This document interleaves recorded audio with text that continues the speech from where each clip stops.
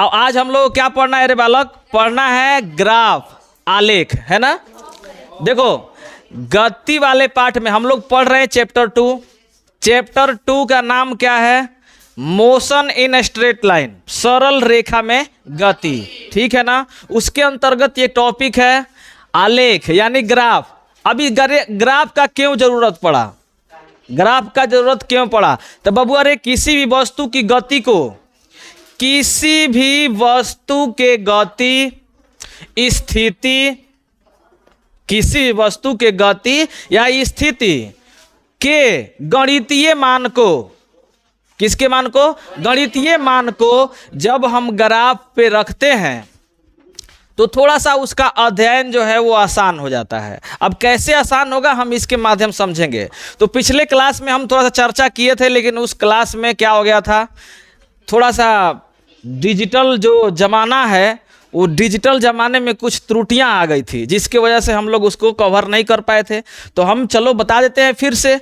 बबुआ रे जब भी तुम ग्राफ खींचोगे, ग्राफ हम 3 प्रकार से खींचते हैं। एक 3D ग्राफ, दूसरा 2D ग्राफ और तीसरा 1D ग्राफ। 1D ग्राफ कहने का तात्पर्य है कि जो सिर्फ एक अक्ष के अनुदिश खींचा गया हो। 2D ग्राफ क्या होता है? जो 2 दिशाओं के सापेक्ष खींचा गया है। तो बबुआ रे हम लोग को यहाँ 2D ग्राफ देखना है ना। 2D ग्राफ देखना है।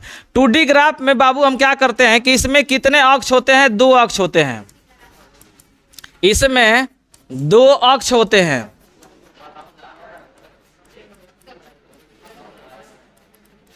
इसमें 2 अक्ष होते हैं, ठीक है ना। 2 अक्ष कैसे? तो 2 अक्ष को देख लो इस तरह से। इसमें 2 अक्ष होते हैं, एक ऐसे,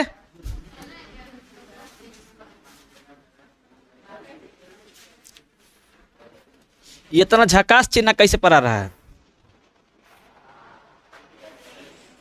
ये इसको बोलते हैं एक्स अक्ष, इसको बोलते हैं वाई अक्ष। तो बाबू रे इसमें 2 अक्ष होते हैं, जिसमें से एक अक्ष को स्वतंत्र अक्ष, एक अक्ष को स्वतंत्र अक्ष और दूसरे अक्ष को परतंत्र अक्ष कहा जाता है। परतंत्र अक्ष कहा जाता है। परतंत्र अक्ष कहा जाता है। अब बात को ध्यान से समझो। देखो स्वतंत्र अक्ष, देखो स्वतंत्र नाम से ही पता चल रहा होगा कि वैसा अक्ष जो बिल्कुल स्वतंत्र हो, यानी दूसरे से उसको कोई लेना देना नहीं हो। बात समझे कि नहीं समझे? तो बबुआ रे हम एक अक्ष को ही क्या कहते हैं? स्वतंत्र अक्ष। एक अक्ष को क्या कहते हैं? स्वतंत्र अक्ष। अच्छा वाई अक्ष, अब देखो वाई अक्ष जो होता है वो एक्स पर निर्भर होता है। अब निर्भरता को दर्शाएंगे। अब इस बात को दर्शाने के लिए भैया जब भी हम ग्राफ खींच रहे हैं एक्स और वाई के बीच, इसमें हम 2 राशि की तुलना करेंगे। किसकी तुलना करेंगे? 2 राशि की, जिसमें से एक अक्ष पर एक राशि को रखेंगे और दूसरे अक्ष पर दूसरी राशि को। तो हमेशा यह ध्यान रखना है कि जो एक्स अक्ष पे राशि होगी वो स्वतंत्र राशि होगी और वाई अक्ष पे जो राशि होगी वो परतंत्र होगी। इसका तात्पर्य यह है कि एक्स का मान इस राशि पर निर्भर न करे, परंतु एक्स राशि इस पर निर्भर ना करे, लेकिन इस राशि का मान जो है इस राशि पर क्या करे? निर्भर करे। बात समझे कि नहीं समझे? तो हमेशा जब हम ग्राफ खींचेंगे तो ग्राफ में हमेशा ध्यान रखेंगे कि एक अक्ष कौन सा होना चाहिए? स्वतंत्र होना चाहिए और वाई परतंत्र। इतना बात में किसी को कोई डाउट है क्या? नहीं है, कोई दिक्कत? अब आओ आगे हम लोग बढ़ते हैं। अब हम लोग ग्राफ खींचने की तरफ चलते हैं। तो पहला जो हमारे पास जो ग्राफ आता है वो आता है स्थिति और समय ग्राफ। पहल का स्थिति और समय ग्राफ, स्थिति और समय ग्राफ। इसको तुम बोल सकते हो डिस्प्लेसमेंट एंड टाइम ग्राफ, यानी एसटी ग्राफ। इसको हम क्या बोलते हैं? ST graph. ST graph, S मतलब स्थिति, सिचुएशन और दूसरा टाइम। अब बात समझो, हमने बोला है कि एक्स अक्ष और वाई अक्ष में एक स्वतंत्र अक्ष होता है। तो भैया बताओ कि समय जो है वो स्वतंत्र है, समय को हम लोग बांध कर नहीं रख सकते हैं। हम चाहे सोए रहें, चाहे जगे रहें, चाहे किसी के ख्वाबों ख्यालों में खोए रहें, परंतु ये समय है जो भाई ना, वो किसी की बस की बात नहीं है।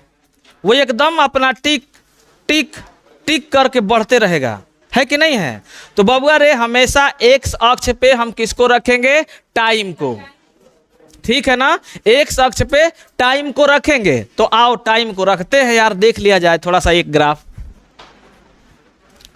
एक्स अक्ष पे टाइम, इधर देखो, इसका तात्पर्य ये हुआ कि जैसे जैसे हम, अच्छा इसको क्या बोलते हैं वीर? इसको बोलते हैं मूल बिंदु, origin point. Origin point is that point जहां पे देखो एक्स का जो मान होता है वो क्या होता है? शून्य होता है। मतलब मूल बिंदु वह बिंदु है जहां पे एक्स का भी मान शून्य और वाई का भी मान शून्य होता है। इतना समझ पाए? अच्छा, इसका देखो तो यहाँ तीर इधर दिया हुआ है, इसका तात्पर्य ये है कि तुम इधर से जैसे जैसे इधर बढ़ोगे उधर जो है टाइम का मान बढ़ेगा, बढ़ेगा, है कि नहीं है। तो मान लो कि बबुआ रे यहाँ दोनों सोना है, अब वो रोना सोना वाला नहीं, सोना मतलब शून्य। तो हम इधर जाएंगे, इधर जाएंगे, इधर जाएंगे, ऐसे आगे बढ़ेंगे। तो अगर मान लो कि हम इसके और इसके बीच को यहाँ हम कह दे 5, यहाँ कह दे 10, यहाँ कह दे 15, यहाँ कह दे 20, और बबुआ रे ये जो समय है ना इसका कोई मात्रक होना चाहिए। तो समय का मात्रक सेकेंड भी है, मिनट में भी मापते हैं समय को, घंटा में भी मापते हैं, दिन में भी मापते हैं, सप्ताह में भी मापते हैं, वर्ष में भी मापते हैं। ओके, तो बबुआ हम जो यहाँ पे दर्शाएंगे, यहाँ जरूर लिख देंगे कि ये जो दिया गया है राशि उसका माप जो है सेकेंड में है। किसी को कोई डाउट? यहाँ तक होना भी नहीं चाहिए। अच्छा, अब इधर चलेंगे, हम खींच रहे हैं एस और टी के बीच ग्राफ। एस डिस्प्लेसमेंट या दूरी और टी टाइम। तो बबुआ स्वतंत्र तो हम लिख दिए, अब हमको परतंत्र वाला लिखना है। तो इधर का तात्पर्य, इधर जैसे जैसे आगे बढ़ोगे तुम एस का मान बढ़ेगा। अब देखो एस जो है यहाँ पे हम दर्शा देते हैं, वो कौची में है जी? मीटर में है। किसी को कोई आपत्ति है क्या यहाँ तक? नहीं। अच्छा, यहाँ बताओ कि एस कितना है? 0 है, पक्का ना? इससे ऊपर बढ़ेंगे, मान लो हम लाइन खींच दिए। अच्छा, हम इसको कह दे मान लो 2 मीटर, यहाँ कह दे 2, तो यहाँ कहेंगे 4, यहाँ कहेंगे 6, यहाँ कहेंगे 8। इसके ऊपर एज इट इज बढ़ते जाएगा, जितना तुम ग्राफ को बड़ा करोगे ऐसे बढ़ता जाएगा। अब देखो इतना तो हम काम कर लिए एकदम अल्ले अल्ले और बल्ले बल्ले करके। अब समझना है कि देखो समय और जब डिस्प्लेसमेंट के बीच जब ग्राफ खींचते हैं तो ग्राफ को हम 3-4 प्रकार से खींच सकते हैं, लेकिन हम कोशिश करेंगे तुम लोग को एक ही ग्राफ में सब कुछ समझाने का। एक ही ग्राफ में कैसे एक ही ग्राफ में समझेंगे? बाबू रे मान कर चलो, तुम सभी लोग को ये दिख रहा होगा, ये चित्र खूब अच्छा से, खूब प्यार से दिख रहा होगा, तुमको एकदम अच्छा से दिख रहा होगा। अब बताओ, हम ये कह रहे हैं कि जब समय जो था, जब समय 0 था, जब समय 0 था, टाइम 0, तो हम डिस्प्लेसमेंट जो था वो भी 0 था, 0 था। इसका तात्पर्य ये है कि ये दोनों जो बिंदु है ये कहाँ पर है? यहाँ पर है। ये तो तुम लोग करने आता है यार, मिलाने तो आता ही होगा। अब अगर हम ये पहली स्थिति कह दें, इसको अगर पहली स्थिति कहे हैं, चलो दूसरी स्थिति ले लेते हैं। दूसरी स्थिति T2 को ले लेते हैं 5 सेकेंड, T2 को ले लेते हैं 5 सेकेंड। और बबुआ S2 को अगर हम 2 सेकेंड ले लें, सॉरी 2 मीटर, जब 2 मीटर ले ले तो यार ये तो समझ जाओ कि एकदम बल्ले बल्ले करना होगा, पहले दिखाना होगा ग्राफ पे। तो ध्यान से एकदम प्यार से पहले हम चलेंगे एक्स अक्ष में। समय इधर है, समय बोला है कितना 5 सेकेंड। तो समैया रे मित्रा, समैया बड़ा महान होता है। आ जाओ, महान महान महान, यहाँ आ गए। यही तो है 5 सेकेंड, है कि नहीं है। अब इसके बाद कुछ ही बोला है जी, S2 2 मीटर। पहले 0 पे थे, अब कहाँ जाएंगे 2 पर, 0 डिस्प्लेसमेंट ऊपर, यहाँ से हम ऊपर बढ़ेंगे, ये 2 हो गया रे वीर। तो ये बताओ यार, जब दोनों साथे साथे काम हो रहा है तो दोनों अलग अलग कैसे हो रहा है। इसके लिए हम क्या करते हैं, ऐसे करते हैं, ऐसे ऐसे करते हैं, ऐसे कर देते हैं। अच्छा, इसको ऐसे मिला देते हैं। इसका तात्पर्य ये हुआ कि इस तुम ग्राफ को ऐसे मिला दो।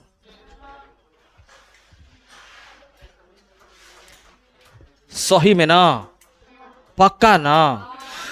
तो यदि अच्छा इसके बाद एज इट इज और आगे बढ़ते जाए, S3 S4 S5 बढ़ते जाए, समय भी बढ़ते जाए, इसका ग्राफ ऐसे प्राप्त हो जाए रे भाई, एकदम ध्यान से। जब इसका ग्राफ ऐसे प्राप्त हो जाए, कैसे, ऐसे, ठीक है ना।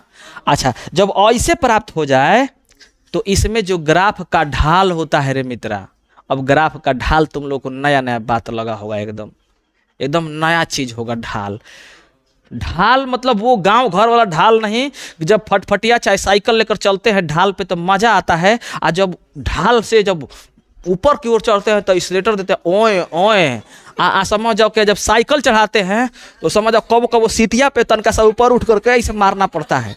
इसका तो ऐसे देखे हो ना जी, मने एकदम मने हम हूँ चलाए हैं साइकिल, ऐसा बात नहीं है। आज जब ऊपर से नीचे आना हो, ओहो कितना मजा आता है, एकदम पकड़े हुए हैं। हाँ, एकदम एकदम मस्त मजा आता है। तो उसी को बोलते हैं स्लोप। अच्छा, स्लोप अगर ना समझ में आए तो कहीं पृथ्वी पर पानी गिरा दो, आज जिधर वो बह जाए वो समझ जाना कि ढाल उधरे है। लेकिन यहाँ पे ढाल वही है, लेकिन थोड़ा सा अंतर है। अब देखो प्यार से एकदम बल्ले बल्ले आओ बबुआ रे, इसको हम बोलते हैं ढाल, इसको हम कह दिए थीटा। अब एकदम मस्त बात समझने का प्रयास करना रे वीर, कि जब ग्राफ जो तुम प्राप्त किए हो मूल बिंदु से एकदम सीधी रेखा में चल जाए, मूल बिंदु से एकदम सीधी रेखा में चल जाए, तो जो तुम यहाँ पे थीटा निकाले हो ना, वो अगर यहाँ पर भी निकालो तो भी थीटा होगा, यहाँ पर निकालो तो भी थीटा होगा। अब कहोगे सर हाई दो कौची खींच दिए जी। अरे यार तुम लोग बताओ यार, कैसे तुम लोग बात करते हो यार, पढ़े नहीं हो क्या इस तरह से। 7वां क्लास में इसका बातवा करना था। 7 कोई बात नहीं, सुन लो। ये रेखवा, अब बोलो नहीं, हेलो हेलो।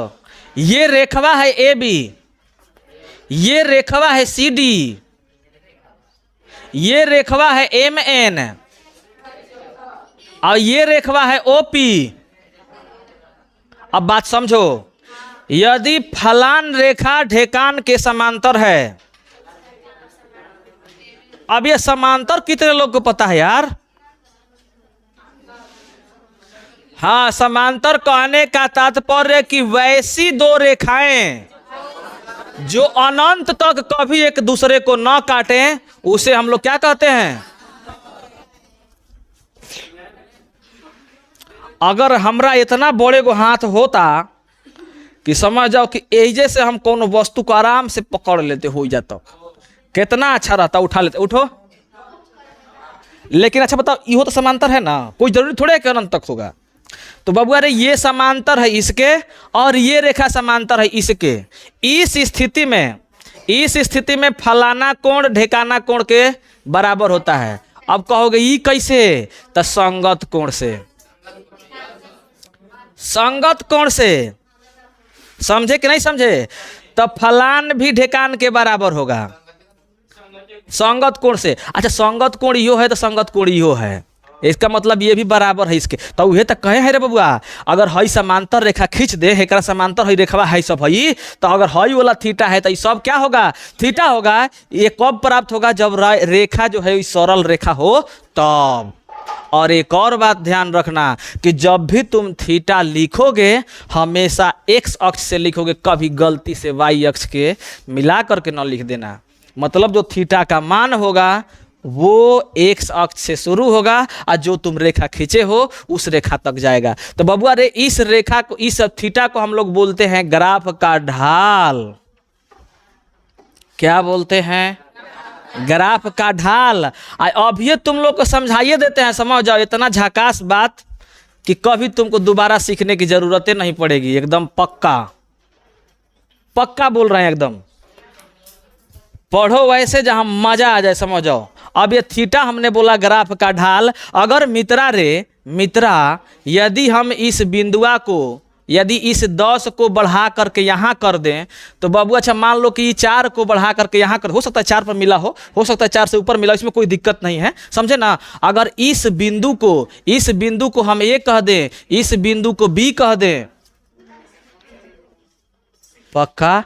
तो बताओ तो हाई वाला क्या होगा, हाई वाला को T2 कह दें, हाई वाला को T1 कह दें, आ बबुआ रे हाई वाला को S2 कह दें, हाई वाला को S1 कह दें, S1 कह दें। तो जो ग्राफ का ढाल होता है ना मित्रा, उसको हम कहते हैं tan थीटा। और tan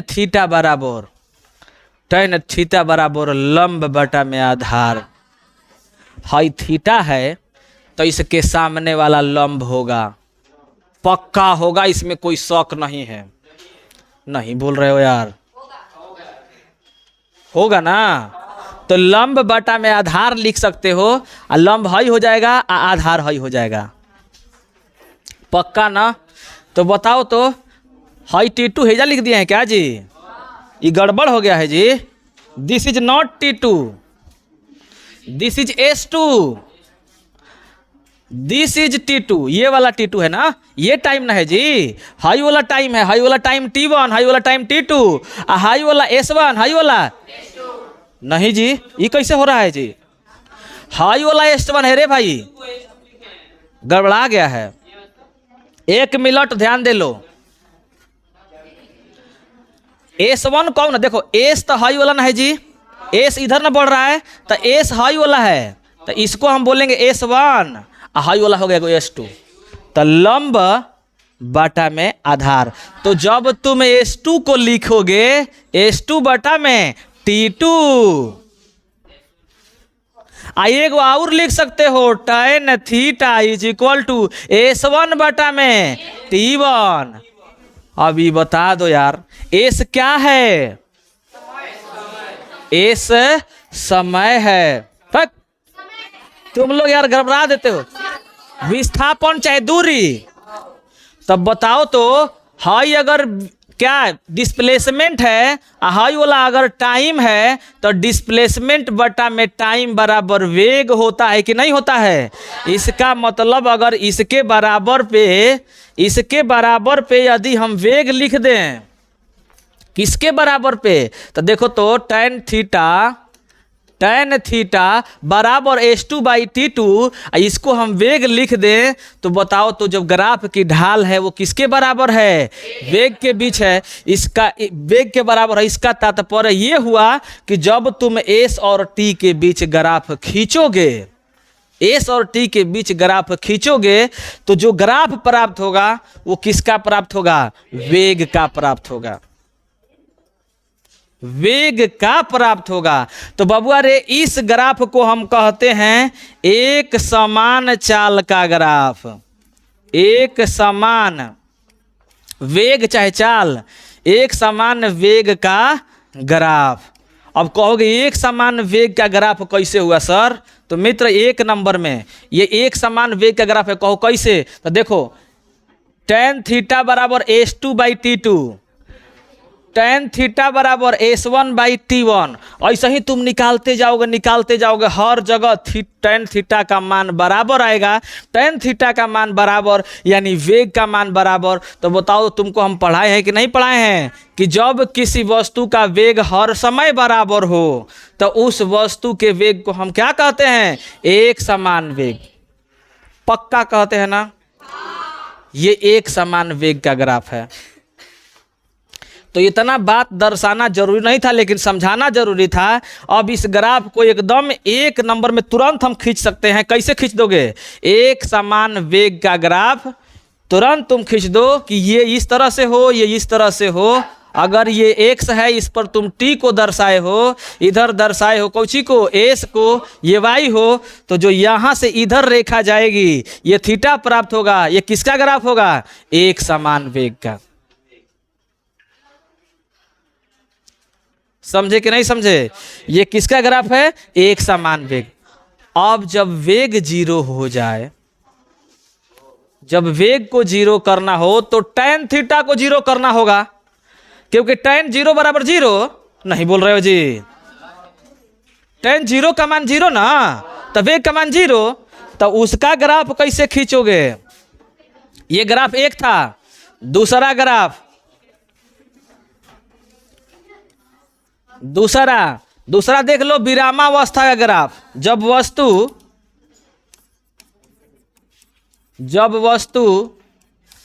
विराम अवस्था में हो,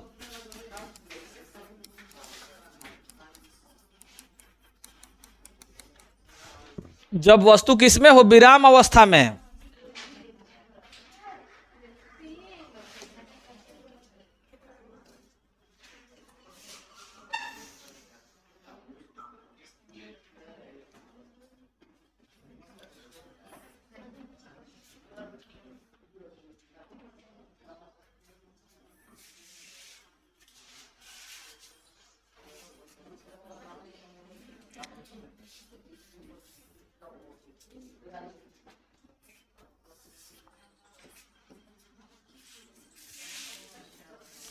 विराम अवस्था में दर्शाना है वस्तु। बोलो अच्छा, देखो तो यहाँ कि विराम अवस्था कहने का तात्पर्य v = s/t में हाई वाला मान समान रहेगा। नहीं बोल रहे हो? ई वाला मान समान रहेगा। अगर 2 रहे तो 2 रहेगा, 3 रहे 3 रहेगा, 4 रहे तो 4 रहेगा। लेकिन समय बढ़ेगा, समय बढ़ेगा। पक्का ना? तो बबुआ रे समय को तुम बढ़वाते जाओ इधर, लेकिन एस का मान बढ़ना नहीं चाहिए। तो तुम अगर यहाँ से भी खींच देते हो ऐसे, अगर यहाँ से ऐसे खींच दिए तो ये जो ग्राफ है वो किसका ग्राफ है?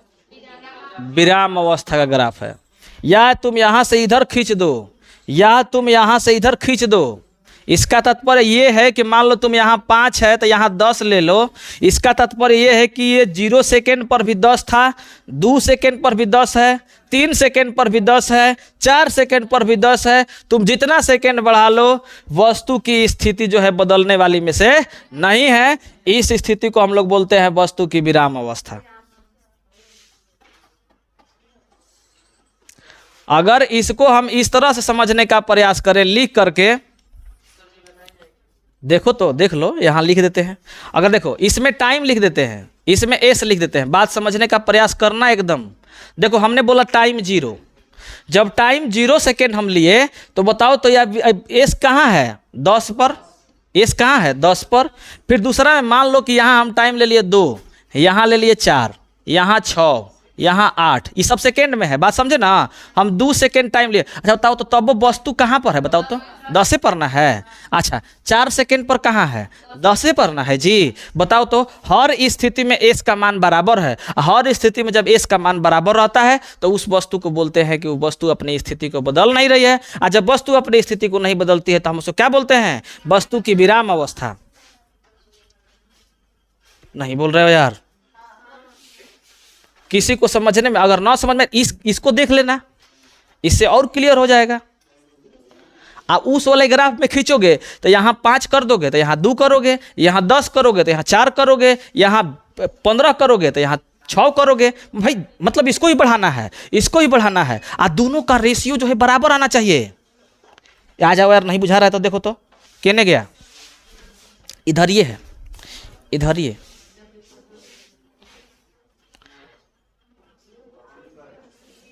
ना है जी।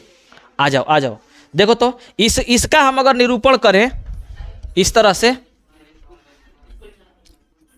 इसमें टी लिख दिए, टी जीरो तो एस जीरो पक्का। यहां देखो तो टी जीरो तो एस जीरो, नहीं ये बोल रहे हो। अच्छा, जब टी का मान 5 तो एस कितना 2, टी का मान 5 तो एस का मान 2। जब टी का मान 10, जब टी का मान 10 तो एस का मान 4। What is this?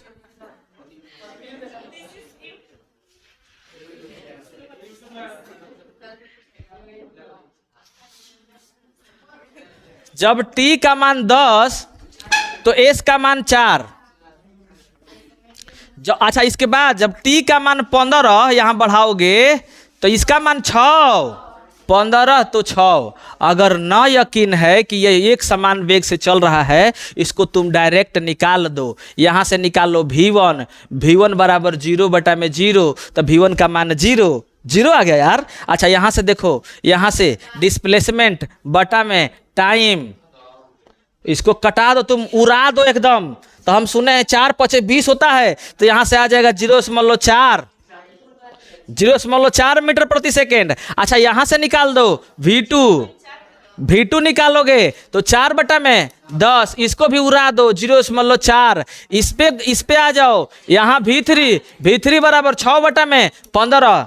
हम सुने हैं यार कि 3 दूनी 6 आ 3 × 5 = 15, 2/5 यानी 0.4 उड़ाने पे आएगा। अब बताओ तो 0.4, 0.4, 0.4, ये बताओ तो एक समान चाल नहीं है तो आवेग नहीं है तो क्या है? अगर किसी बंधु को अभी नहीं समझ में आया है तो पूछ लो, नहीं तो जान लो, पहचान लो क्या होगा। अरे वही होगा जो मंजिले खुदा होगा। और क्या तुम लोग को मैंने हम समझ जाओ कि रेती लेकर हम राहु हैं कि बैठे हुए हैं कि हम रेतेंगे। उतना बड़ा भगवान थोड़े हैं कि कह कर जाएंगे कि चलो चलो तुम आओ ऊपर तो हम तुमको बताते हैं। उतना बड़ा हम थोड़े भगवान हैं, हम तो एक आम इंसान है, तुच्छ प्राणी है इस धरती के। आज तुम भी उस तुच्छ प्राणी हो, वही तुच्छ प्राणी हो। अब कौनो हम लोग सतयुग में जी रहे हैं जी, हम कह देंगे जाओ तुम पत्थर बन जाओ। अगर हमरे कहने से पत्थर बनना होता तो हम सबसे पहले अपने गांव के रोड को सब पत्थर बनवा देते। समझो कहियो खराबे नहीं होता, एकदम पत्थर रह जाता ही। हाँ एकदम बनवा दे, कहते कि जाओ एकदम रौजा के सीन यहाँ खड़ा हो जाओ, हो जाता। तथास्तु हो गया। अब ऐसा थोड़े है यार। बताओ किसी को कोई डाउट है एक समान ग्राफ में? अच्छा, यहाँ जो खींचे हैं जी, हेलो, यहां जो खींचे हैं वस्तु के विराम अवस्था का ग्राफ, यो ठीक है ना? ठीक है ना? तीसरा ग्राफ खींच दें, एकदम लिखोगे यार, बिना लिखे कैसे संभव है? पहले तीसरा ग्राफ देख लो।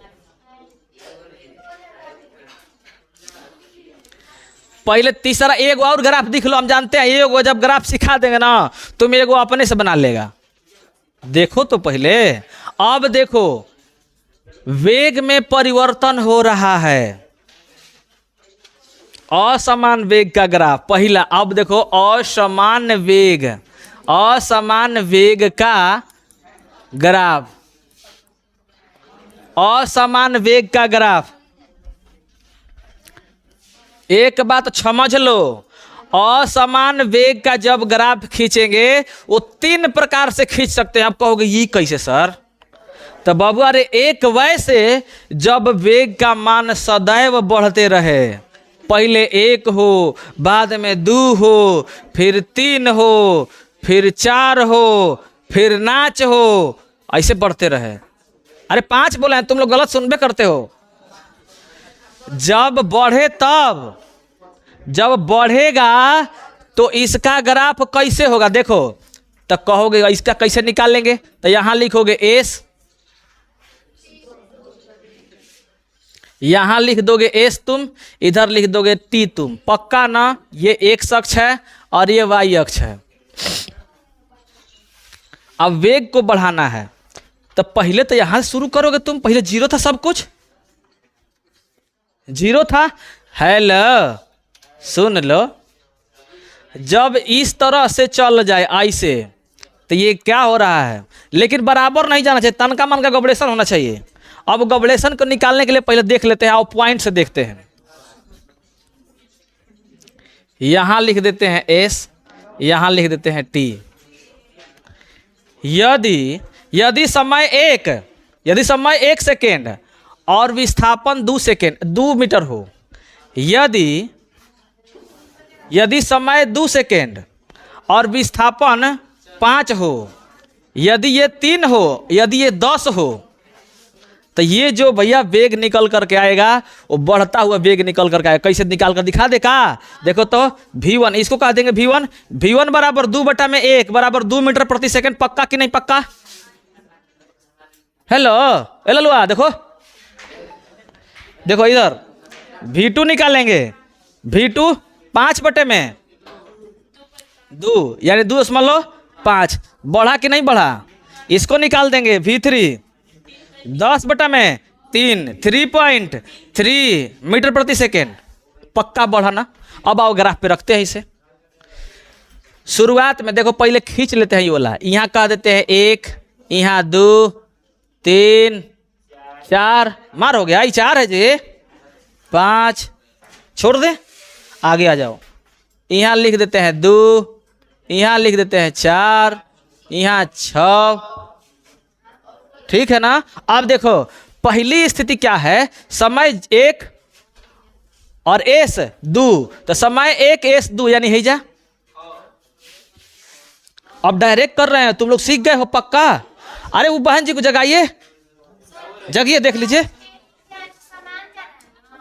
कहाँ जी, बोलिए था। ये महाराज हम 2 4 पे रखेंगे तब ना, यहाँ से देखिए ना। अब समय 2 विस्थापन कितना 5, समय 2 अब विस्थापन 4 है, 5 कहीं बीच में होगा, नहीं बोल रहे हो यार।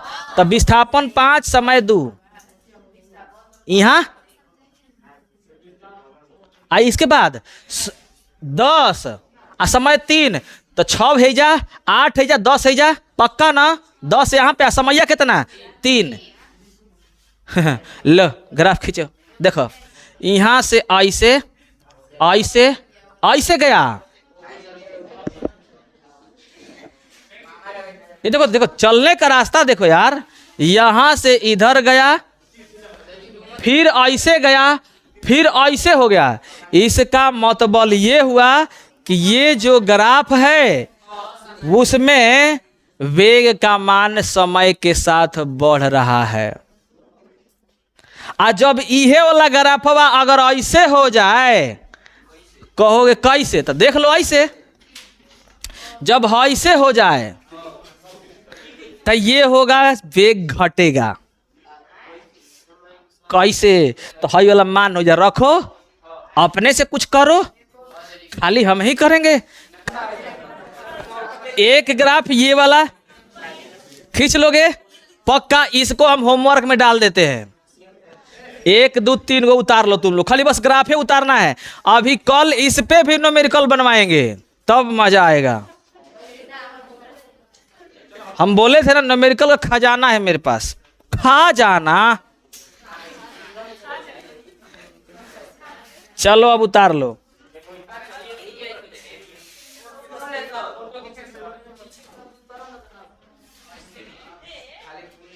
यहां से लिखोगे ना, इसमें कुछ है ही नहीं। यहाँ लिखने के बाद वो स्लाइड कर देना, उसके बाद छोटा कर देना, हो जाएगा। आज कहाँ तक? यहीं तक।